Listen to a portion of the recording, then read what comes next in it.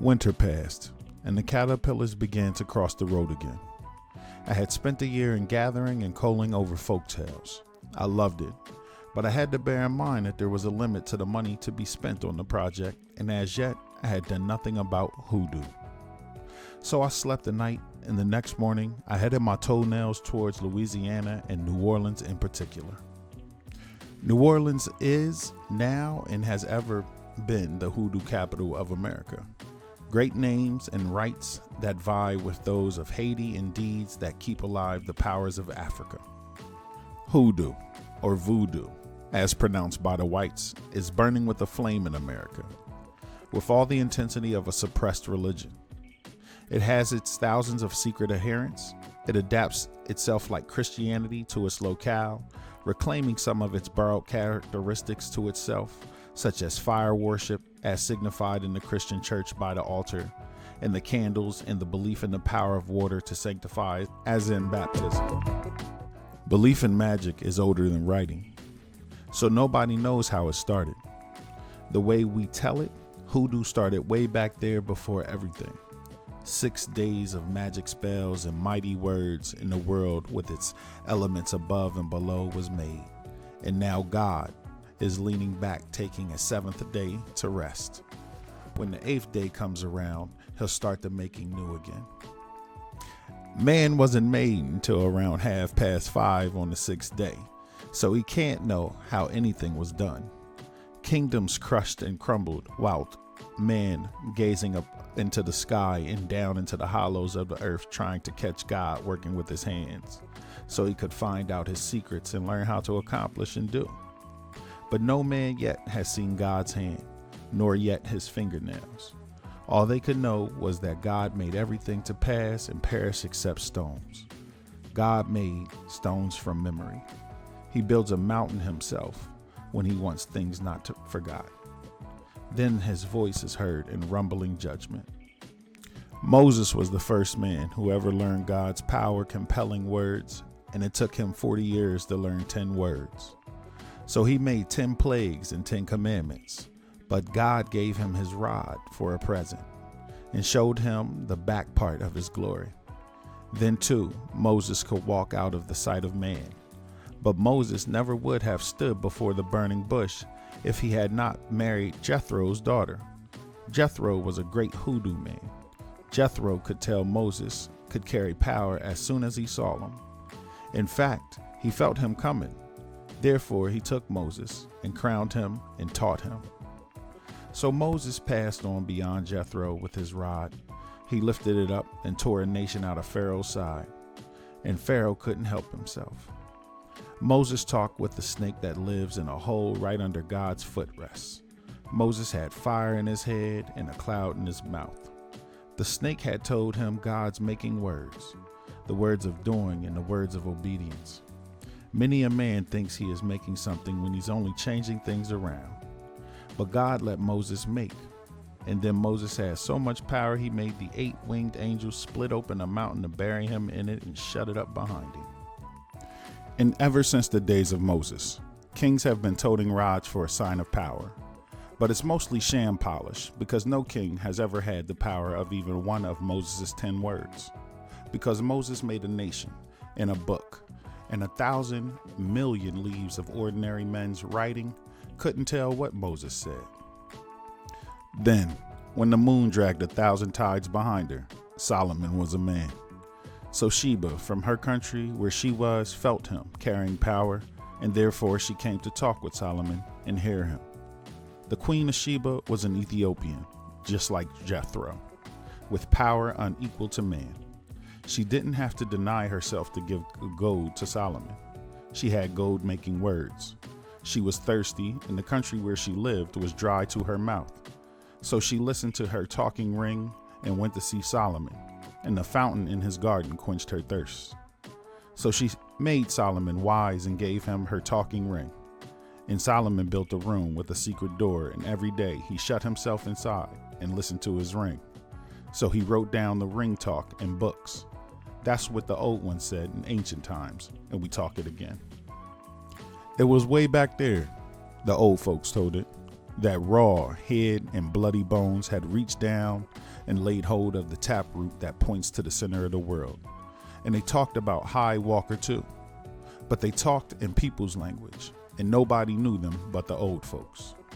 Nobody knows for sure how many thousands in America are warmed by the fire of Hoodoo, because the worship is bound in secrecy. It is not the accepted theology of the nation, and so believers conceal their faith. Brother from sister, husband from wife.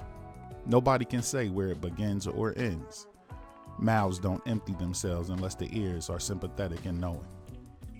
That is why these voodoo ritualistic orgies of Broadway and popular fiction are so laughable. The profound silence of the initiated remains what it is. Hoodoo is not drum beating and dancing. There are no moon worshippers among the Negroes in America. I was once talking with Miss Rachel Salas of Sanford, Florida. So I asked her, where could I find a good hoodoo doctor? Do you believe in that old foggyism, child? Don't see how nobody could do none of that work, do you? She laughed unnecessarily.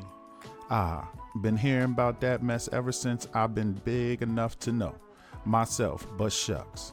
I don't believe nobody can do me no harm unless they get something in my mouth. Don't fool yourself, I answered with assurance. People can do things to you. I done seen things happen. Sure enough, well. Maybe things can be done to harm you, cause I done heard good folks that ought to know, say that it sure is a fact. Anyhow, I figure it pays to be careful. Oh yeah, Miss Rachel. I've even seen a woman full of scorpions. Oh, it can be done, honey. No F's and N's about the thing. There's a thing that can be done. And I seen a woman with a gopher in her belly. You should see me moving around in her. And once every day he turned himself clear over, and then she could hear her hollering for more than a mile. That hard shell would have been cutting her insides. Way after a while, she took down ill, sick from it, and died. I know the man that done did that trick. That was done in a dish of hoppin' john.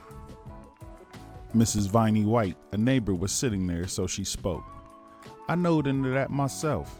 It was done over here breaking the leg of one of his hens that was scratching up her garden. When she took down sick, I went to see her, and I told her folks right then and that somebody had done throwed at her, but they didn't believe in nothing.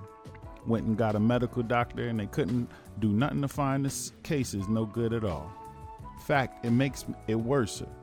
She stopped short and nodded her head apprehensively towards the window. Rachel nodded her head knowingly. She out there now, trying to eavesdrop. Who you talking about, I asked. The one that does all the underhand work around here. She even throwed at me once, but she can't do nothing. I totes my Big John Conqueror with me, and I sprinkles mustard seed round my door every night before I goes to bed. Yeah, and another thing, Miss Rachel said, I keeps her off me too. She tries to come in this yard so she can put something down for me too, but Lord, I got something buried at that gate that she can't cross. She done been here several times, but she can't cross. I'd get her to go if I was you, Rachel, Miss Viney said. Which I knowed how, I'd sure do it. You throw salt behind her. Every time she go out her gate. Do that 9 times, and I bet you she moves so fast she won't even know where she going.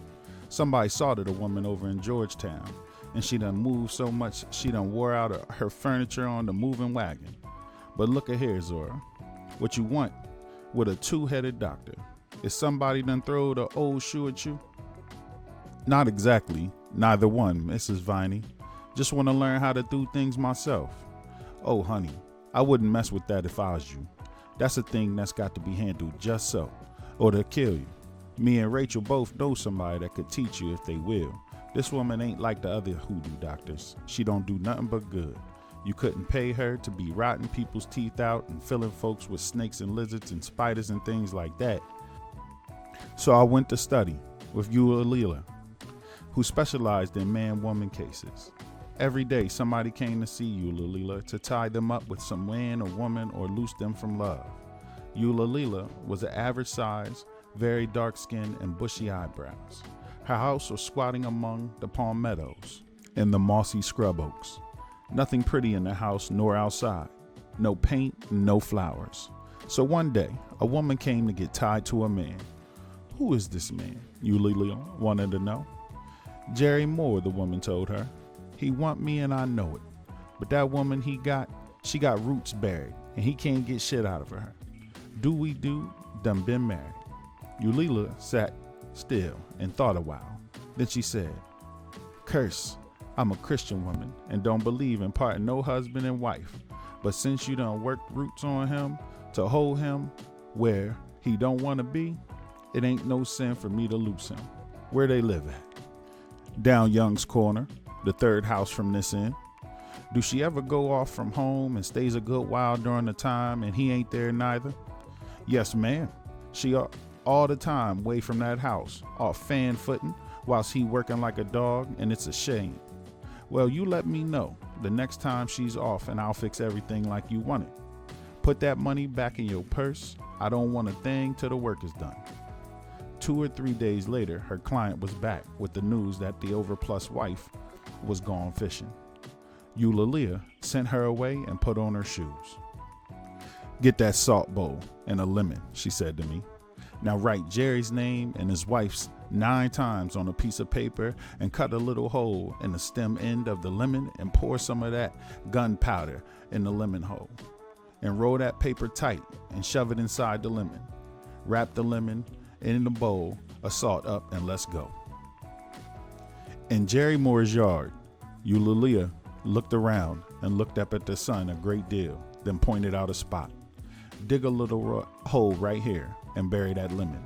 It's got to be buried with the bloom end down, and it's got to be where the setting sun will shine on it. So I buried the lemon, and Eulalia and I walked around the kitchen door. By the time I had the lemon buried, the door was open and we went inside. She looked all about and found some red pepper. Lift that stove lid for me, she ordered, and I did. She threw some of the pepper into the stove, and we went on into the other room, which was the bedroom and living room all in one. Then Eulalia took the bowl, and we went from corner to corner salting the room. She'd toss a sprinkle into a corner and say, just fuss and fuss till you part and go away. Under the bed was sprinkled also. It was all over in a minute or two. Then we went out and shut the kitchen door and hurried away. And Saturday night, Eulalia got her pay, and the next day she set the ceremony to bring about the marriage. Yeah, yeah.